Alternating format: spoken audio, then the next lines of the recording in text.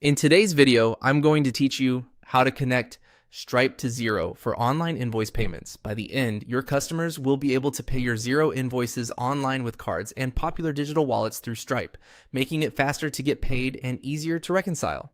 You'll want access to your Xero organization with the right permissions, and you'll either use an existing Stripe account or create one during the connection process.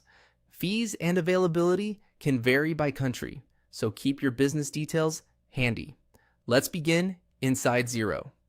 From your Xero dashboard, open the sales area. This is where you manage quotes, invoices, and customer payments. If you don't see sales straight away, look along the main navigation at the top of your screen. It's the hub for everything related to what you sell and how you get paid. Next, go into Sales Settings.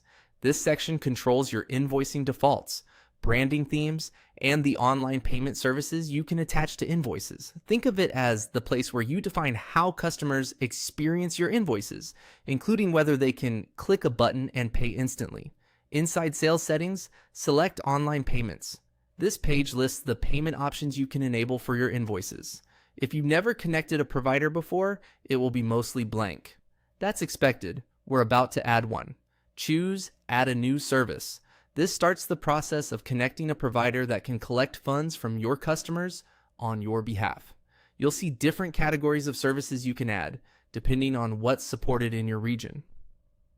Select Set up cards and digital wallets. This option enables card payments and wallets like Apple Pay and Google Pay through a single connection.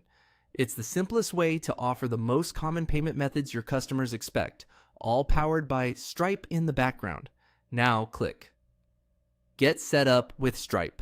Xero will open a secure Stripe window for you to connect. Follow the on-screen prompts to either sign into Stripe or create a new account, then authorize the connection. When you're brought back to Xero, Stripe will appear as an available online payment service.